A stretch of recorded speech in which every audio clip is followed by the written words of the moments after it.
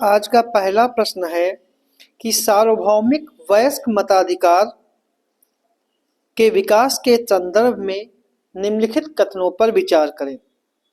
पहला कथन है कि 1928 की नेहरू रिपोर्ट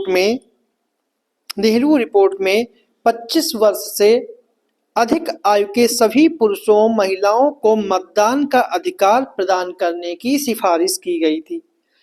दूसरा है 61वें संवैधानिक संशोधन अधिनियम के द्वारा लोकसभा और विधानसभा चुनाव के लिए मतदान की आयु घटाकर 18 वर्ष कर दी गई थी।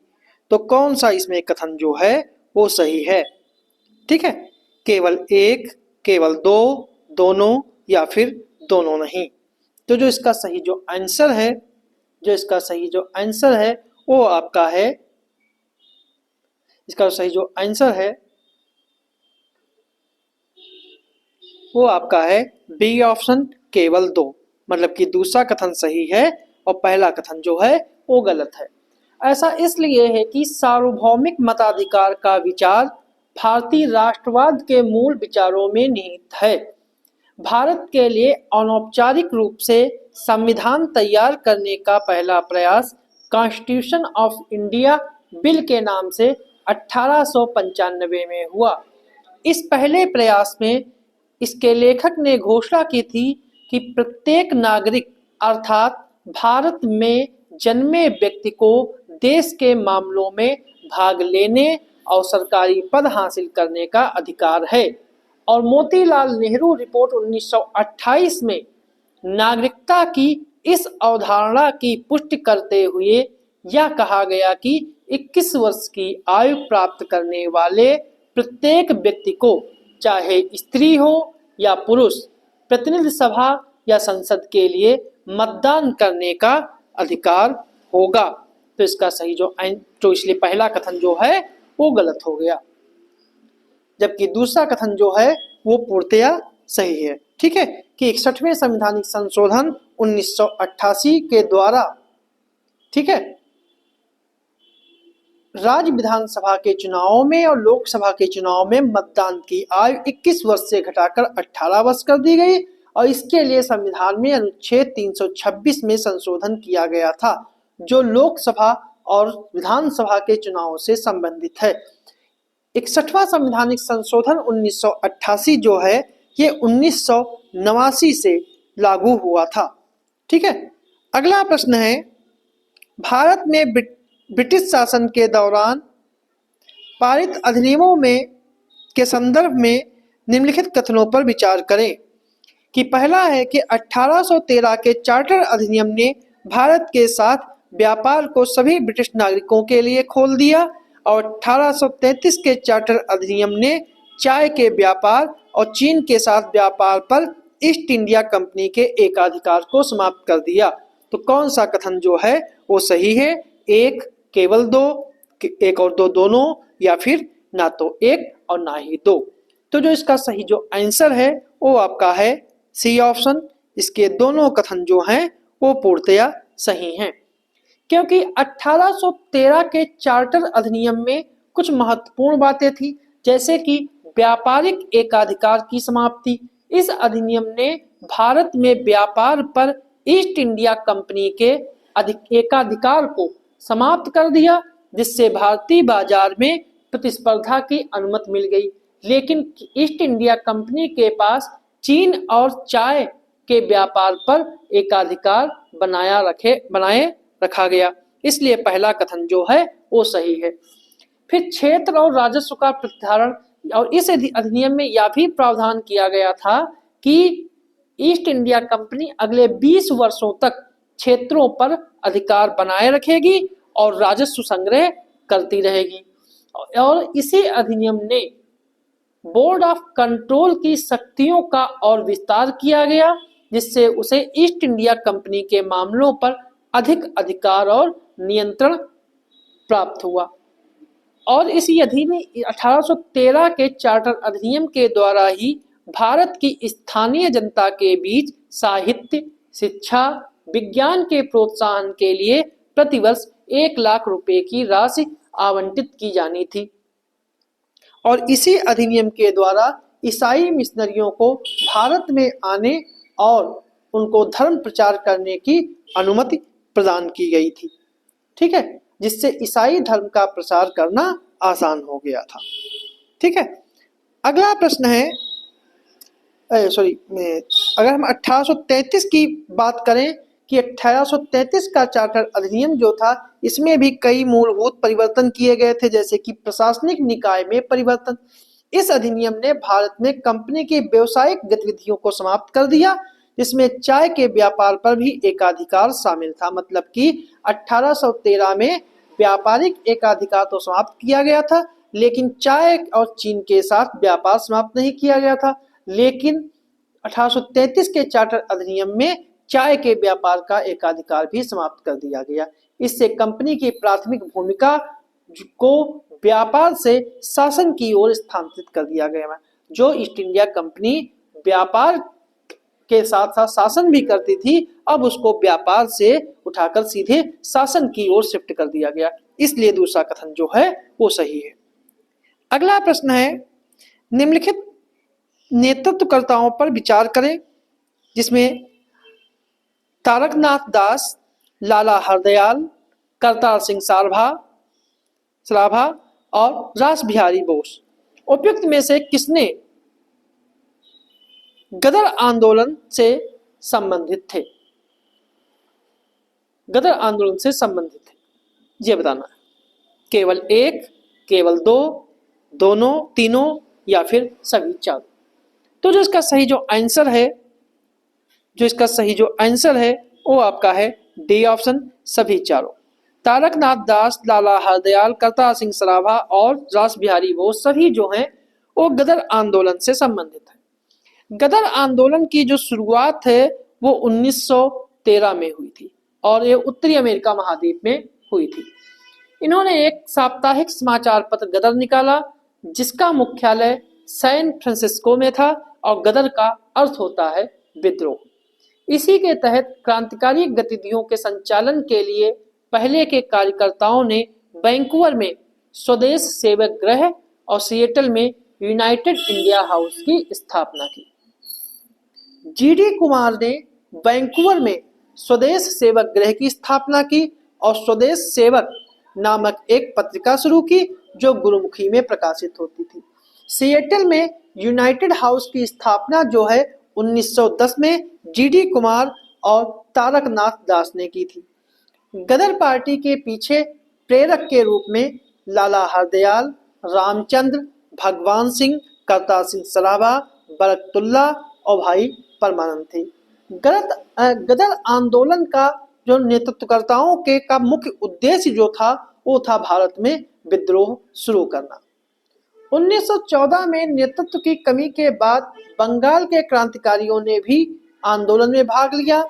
बंगाली क्रांतिकारियों से संपर्क किया गया और सचिंद्र नाथ सान्याल, विष्णु गणेश पिंगले के प्रयासों से बंगाली क्रांतिकारी रास बिहारी बोस, जो वायसराय हार्डिंग पर अपने साहसी हमले के लिए प्रसिद्ध हो गए थे, और उन्होंने जनवरी 1915 के मध्य विद्रोह का नेतृत्व संभालने के लिए पंजाब पहुंचे। इसलिए इसके तहत चारों ऑप्शन जो हैं वो सही है। अगला प्रश्न है, महाधिवक्ता के संदर्भ में निम्नलिखित कथनों पर विचार कीजिए। ठीक है, कि संविधान में उनके पद की निश्चित अवधि निर्धारित नहीं की गई है और ना ही उसमें उसे हटाए जाने की प्रक्रिया का आधार शामिल है। पद मुक्त होने के बाद उसे पुनः नियुक्त किया जा सकता है या वह किसी अन्य सरकारी पद के लिए पात्र होता है। तीसरा है, उसे राज्य सरकार की अनुमति के बिना किसी कंपनी या निगम में निदेशक का पद स्वीकार नहीं करना चाहिए। तो उपरोक्त में से कौन से कथन जो हैं, कितने कथन जो हैं वो सत्य हैं? केवल एक, केवल दो या सभी तीनों या कोई नहीं? तो जो इसका सही जो आंसर है वो आपका है सी ऑप्शन, कि इसके तीनों कथन जो हैं महाधिवक्ता के संदर्भ में सही है। तो बात करें महाधिवक्ता की। महाधिवक्ता जो है इसका उल्लेख संविधान के अनुच्छेद 165 और भाग 5 में दिया गया है। महाधिवक्ता की नियुक्ति राज्यपाल के द्वारा की जाती है और उसे उच्च न्यायालय का न्यायाधीश नियुक्त होने की योग्यता रखने वाला व्यक्ति होना चाहिए।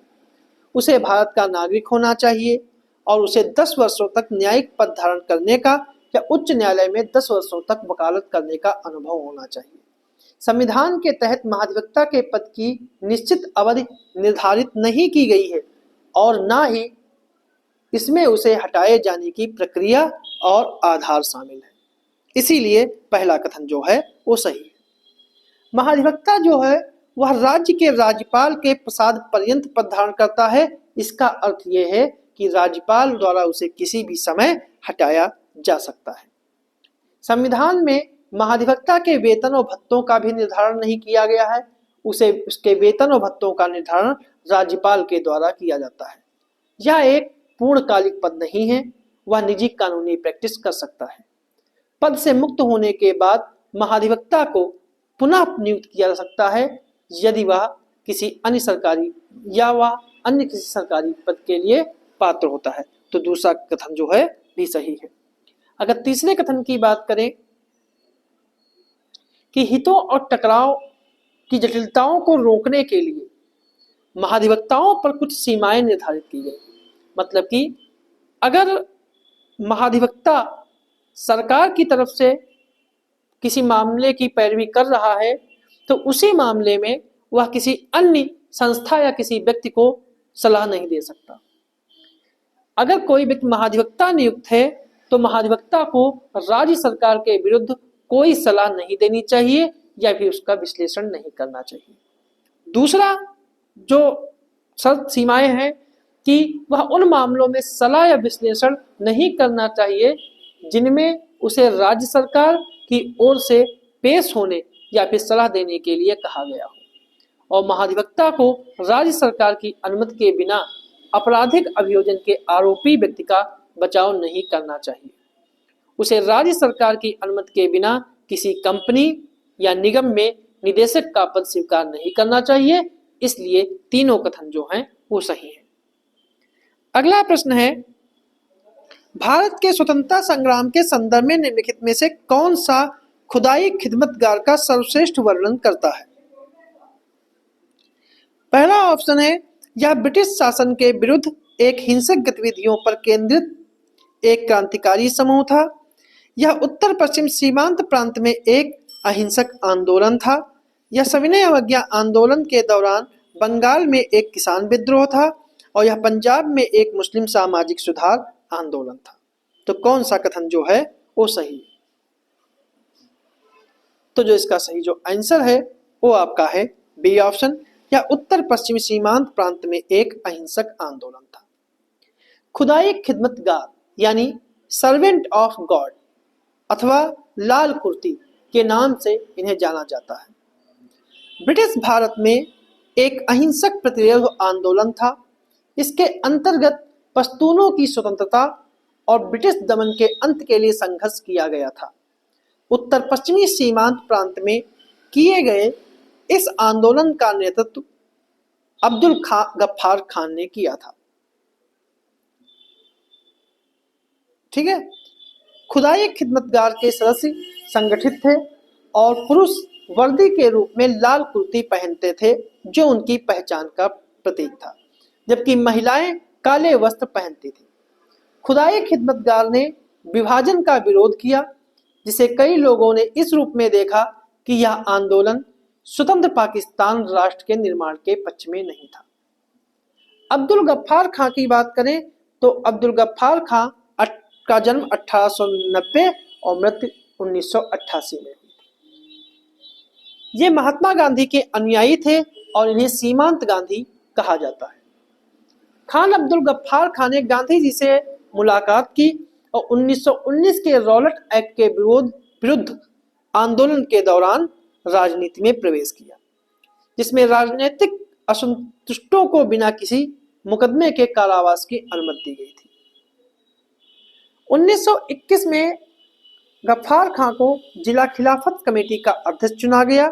1929 में भारतीय राष्ट्रीय कांग्रेस के एक अधिवेशन में भाग लेने के तुरंत बाद 1929 में भारतीय राष्ट्रीय कांग्रेस के अधिवेशन में भाग लेने के बाद उन्होंने तुरंत गफ्फार खान ने पश्तूनों के बीच लाल कुर्ती आंदोलन की शुरुआत की, इसलिए इसका यह दूसरा कथन जो है वो सही है। अगला प्रश्न है, वह एक स्वतंत्रता सेनानी थे और उस कांग्रेस सोशलिस्ट पार्टी के संस्थापक अध्यक्ष थे। उन्हें स्वतंत्रता संग्राम के दौरान कई बार जेल जाना पड़ा और किसान आंदोलन के सक्रिय रूप में शामिल होने के बाद वे बौद्ध धर्म के विद्वान भी थे। आजादी के बाद उन्होंने सोशलिस्ट पार्टी और बाद में प्रजा सोशलिस्ट पार्टी का नेतृत्व किया। उपयुक्त परिच्छेद जो है वो किस व्यक्तित्व का वर्णन करता है, वर्णन किया गया है? एन के गोपालन, आचार्य नरेंद्र देव, दीनदयाल उपाध्याय या फिर श्यामा प्रसाद मुखर्जी। तो जो इसका सही जो आंसर है वो आपका है बी ऑप्शन, आचार्य नरेंद्र देव। आचार्य नरेंद्र देव जो हैं, इनका जीवन काल जो है 1889 से लेकर 1956 तक रहा है। ये भारतीय समाजवादी नेता, शिक्षा के पक्षधर और स्वतंत्रता सेनानी थे। नरेंद्र देव 1947 से 1951 तक लखनऊ विश्वविद्यालय और 1951 से 1954 तक बनारस हिंदू विश्वविद्यालय के कुलपति के रूप में इन्होंने सेवाएं दी।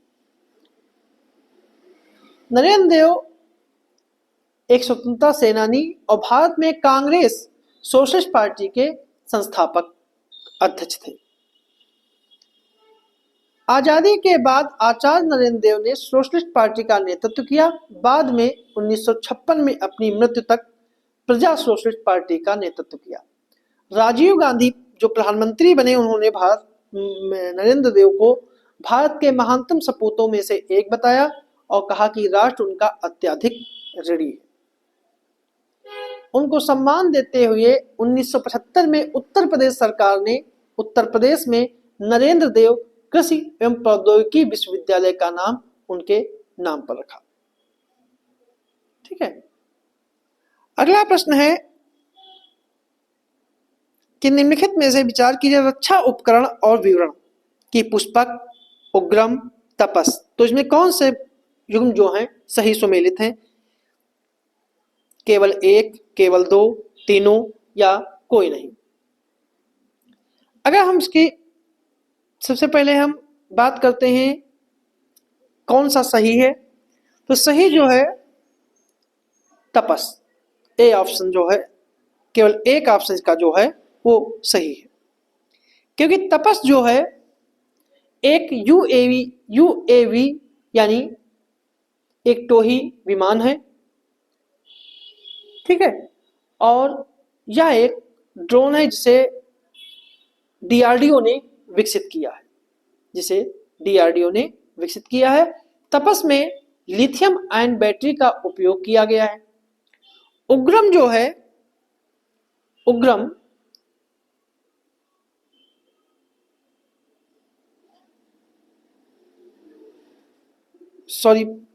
तपस जो है ये ड्रोन है, ना कि पुनः प्रयोज्य यान है। ठीक है। तो तपस जो है वो सही सुमेलित नहीं है। ठीक है। तपस जो है वो एक ड्रोन है, ठीक है, ना कि पुनः प्रयोज्य प्रक्षेपण यान है। ठीक है। और बात करें उग्रम की, उग्रम जो है एक असॉल्ट राइफल है जो डीआरडीओ की प्रयोगशाला हैदराबाद में जो स्थित है, उसने स्वदेशी असॉल्ट राइफल लॉन्च की है। इस राइफल का वजन 4 किलोग्राम से कम है और इसकी फायरिंग रेंज 500 मीटर है, इसलिए दूसरा जो है वो सही सुमेलित है। पुष्पक जो है यह एक एसयूवी आकार का पंख वाला रॉकेट है। इसे भारतीय वायुसेना के चिनूक हेलीकॉप्टर से छोड़ा गया और इसे सफलतापूर्वक उतारा गया। पुष्पक जो है वह एक जो है पुनः प्रयोज्य प्रक्षेपण यान है, इसलिए दूसरा गलत है। मतलब कि तपस जो है वो एक मानव रहित हवाई यान है, पुष्पक जो है और पुनः प्रयोज्य प्रक्षेपण यान, इसलिए इसका केवल एक ऑप्शन जो है वो सही है। अगला प्रश्न है, भारत सरकार अधिनियम 1858 के संदर्भ में निम्नलिखित कथनों पर विचार करें कि इसने पिट्स इंडिया अधिनियम 1784 के द्वारा शुरू की गई द्वैध प्रणाली को समाप्त किया और कंपनी के निदेशक मंडल की शक्तियां भारत के वायसराय में नहीं थी। तो कौन सा कथन सही है? केवल एक, केवल दो, दोनों या दोनों नहीं? तो जो इसका सही जो आंसर है वो आपका है ए ऑप्शन। ठीक है, केवल एक। ऐसा इसलिए है कि 1857 के विद्रोह ने भारत में ईस्ट इंडिया कंपनी की प्रशासनिक सीमाओं को उजागर कर दिया कि इस समय कंपनी को बहुत अधिक जवाबदेही नहीं होती थी। ब्रिटेन में कंपनी के विरुद्ध व्यापक आक्रोश था क्योंकि इस विद्रोह के लिए कंपनी की नीतियों को ही उत्तरदायी ठहराया गया। 1858 का अधिनियम भारत के प्रशासन में व्यापक बदलाव के उद्देश्य से लाया गया था और इसे भारत के शासन को अच्छा बनाने के लिए अधिनियम के नाम से जाना जाता है।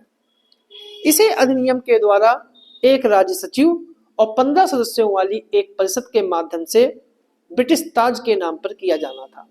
यह राज्य सचिव एक ब्रिटिश सांसद और प्रधानमंत्री की मंत्रिमंडल का सदस्य होना था। इसी अधिनियम के तहत भारत के गवर्नर जनरल का पदनाम बदलकर भारत का वायसराय किया गया और वायसराय जो है वो भारत में ब्रिटिश ताज का प्रत्यक्ष प्रतिनिधि था। वायसराय की कार्यकारी परिषद द्वारा सहायता उसे प्रदान की जानी थी। मैं वायसराय को कार्यकारी परिषद सहायता प्रदान करनी थी। पहल करना और अंतिम निर्णय देने की शक्ति राज्य सचिव के पास थी और परिषद की प्रकृति केवल सलाहकारी थी। इस प्रकार कह सकते हैं कि ईस्ट इंडिया एक्ट द्वारा शुरू की गई द्वैध शासन प्रणाली पूर्णतया समाप्त हो गई, इसलिए पहला कथन जो है सही है। और कंपनी के निदेशक मंडल की शक्तियां भारत के राज्य सचिव में निहित थी, इसलिए दूसरा कथन जो है सही नहीं है। और इसी अधिनियम के द्वारा यह निर्णय लिया गया कि भारत के राजकुमारों प्रमुखों की उनकी स्वतंत्र स्थिति प्राप्त होगी बशर्ते वो ब्रिटिश आधिपत्य स्वीकार कर। अगला प्रश्न है, अपोलो प्रजाति की तितलियां सामान्य तौर पर भारत के निम्नलिखित में किस क्षेत्र में पाई जाती हैं? पश्चिमी घाट, पश्चिमी हिमालयी क्षेत्र, उत्तर पूर्व या फिर अंडमान निकोबार द्वीप समूह? तो जो इसका सही जो आंसर है वो आपका है बी ऑप्शन, पश्चिमी हिमालयी क्षेत्र। हिमाचल प्रदेश की चंबा की मणिमहेश झील में पहली बार डस्टेड अपोलो प्रजाति की तितली को देखा गया और उसकी तस्वीर ली गई। यह तितली अत्यधिक ऊंचाई पर पाई जाने वाली इकलौती दुर्लभ तितली प्रजाति है। यह मध्यम से बड़े आकार की होती है जिसके पंखों का फैलाव 5 से 7 सेंटीमीटर तक होता है और यह लद्दाख से लेकर पश्चिमी नेपाल तक पाई जाती है और यह हिमालय में 3500 से 4800 मीटर की ऊंचाई तक पाई जाती है और यह अवैध शिकार के कारण यह प्रजाति संकट में है। अगला प्रश्न है, संविधान सभा ने भारत के सभी क्षेत्रों के प्रतिनिधित्व सुनिश्चित करने के लिए निम्नलिखित में से किन प्रणाली को अपनाया? अप्रत्यक्ष निर्वाचन, आनुपातिक प्रतिनिधित्व प्रणाली और नामांकन। तो कूट के आधार पर सही उत्तर चुनना है, 1 और 2, 2 और 3, 1 और 3 या फिर 1, 2, 3। तो जो इसका सही जो आंसर है वो आपका है डी ऑप्शन, 1, 2, 3। इसके तीनों कथन जो हैं वो पूर्णतया सही है। एम.एन. राय को भारत में कम्युनिस्ट आंदोलन के लिए अग्रणी माना जाता है। 1934 में भारत के लिए संविधान सभा का प्रस्ताव प्रस्तुत करने वाले वो पहले व्यक्ति थे। भारतीय राष्ट्रीय कांग्रेस ने 1929 में अपने लाहौर अधिवेशन में संविधान निर्माण के लिए संविधान सभा की मांग की। ब्रिटिश सरकार ने प्रारंभ में संविधान की मांग को अस्वीकार किया, लेकिन अगस्त 1940 जो 8 अगस्त 1940 को अगस्त प्रस्ताव था जिसे लॉर्ड लिनथगो ने प्रस्तुत किया था, उसमें द्वितीय विश्व युद्ध की समाप्ति के बाद संविधान सभा के गठन का प्रावधान शामिल था। अंततः मई 1946 की कैबिनेट मिशन योजना के अनुसार संविधान सभा का गठन किया गया और कैबिनेट मिशन ने भारतीय नेतृत्व को ब्रिटिश सत्ता का हस्तांतरण करने के विचार विमर्श करने के लिए भारत का दौरा किया। इसमें निर्वाचन की प्रक्रिया जो थी वो अप्रत्यक्ष निर्वाचन थी, जैसा कि भारत सरकार अधिनियम 1935 में शामिल था। निर्वाचन एकल संक्रमणी मत प्रणाली के तहत आनुपातिक प्रतिनिधित्व के आधार पर किए गए थे। देश के सभी भागों से सुनिश्चित करने के लिए मुख्य रूप से रियासतों के कुछ सदस्यों को वायसराय के द्वारा नामित किया गया था। लेकिन फिर भी संविधान सभा में भारतीय राष्ट्रीय कांग्रेस का वर्चस्व था। जब 15 अगस्त 1947 में भारत का विभाजन हुआ तो संविधान सभा के सदस्यों की संख्या जो 389 थी वो घटकर 299 हो गई, क्योंकि पाकिस्तान में शामिल होने वाले प्रांतों के सदस्य सभा से बाहर हो गए। संविधान सभा में लगभग 3 वर्षों तक शासन, अधिकारों, जिम्मेदारियों के विभिन्न पहलुओं पर विचार विमर्श किया गया और 26 नवंबर 1949 को संविधान को अपनाया और 26 जनवरी 1950 को भारत गणराज्य के जन्म का जश्न मनाते हुए इसे लागू किया गया। इसलिए इसका डी ऑप्शन जो है वो सही है। अगला प्रश्न है, भारत में संवैधानिक निकायों पर विचार कीजिए। केंद्रीय सतर्कता आयोग, केंद्रीय सूचना आयोग, राष्ट्रीय मानवाधिकार आयोग और लोकपाल। इनमें कितने निकायों के प्रमुख की नियुक्ति में विपक्ष का नेता शामिल होता है? केवल 1, केवल 2, केवल 3 या फिर सभी 4? तो जो इसका सही जो आंसर है वो आपका है डी ऑप्शन, इसकी सभी 4। क्योंकि विपक्ष का नेता लोकसभा की कुल सदस्य संख्या के 10वें भाग से कम सीटें नहीं रखने वाले सबसे बड़े विपक्षी दल के नेता को विपक्ष का नेता कहा जाता है। मतलब कि अगर किसी, जैसे कि लोकसभा के सदस्यों की कुल संख्या जो है 545 है, तो 545 का 10%, ठीक है, अगर जिसके पास सीटें हैं वह लोकसभा का नेता, उस दल का मुखिया लोकसभा का नेता कहलाएगा। जैसे कि वर्तमान में कांग्रेस के जो राहुल गांधी हैं वो विपक्ष के नेता हैं, क्योंकि कांग्रेस ने इस लोकसभा में 99 सीटें प्राप्त की, जो 10% से कहीं अधिक है। विपक्ष का नेता ही लोक लेखा समिति का अध्यक्ष, सार्वजनिक उपक्रम समिति का सदस्य, प्राक्कलन समिति का सदस्य होता है और कई संसदीय समितियों का भी सदस्य होता है।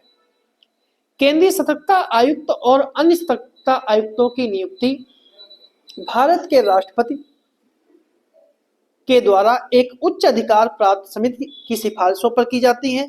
इस समिति में प्रधानमंत्री, गृह मंत्री और लोकसभा में विपक्ष का नेता शामिल होता है। केंद्रीय सूचना आयोग में भी प्रधानमंत्री, विपक्ष का नेता और प्रधानमंत्री के द्वारा नामित एक केंद्रीय कैबिनेट शामिल होता है। अगर मानवाधिकार आयोग और सदस्यों की बात की जाए तो उनकी नियुक्ति के लिए जो समिति बनती है उस समिति में प्रधानमंत्री, लोकसभा अध्यक्ष, राज्यसभा के उपसभापति, संसद के दोनों सदनों के विपक्ष के नेता और केंद्रीय गृह मंत्री शामिल होते हैं। अगर लोकपाल की बात करें तो लोकपाल का भी चयन राष्ट्रपति एक चयन समिति की सिफारिश पर करता है और चयन समिति में प्रधानमंत्री अध्यक्ष होते हैं, लोकसभा अध्यक्ष, लोकसभा में विपक्ष का नेता, भारत के मुख्य न्यायाधीश या उनके द्वारा नामित कोई अन्य न्यायाधीश और साथ में एक प्रतिष्ठित न्यायविद होता है। अगला प्रश्न है, आनुपातिक प्रतिनिधित्व सूची में मतदाता किस प्रकार अपना मतदान करते हैं?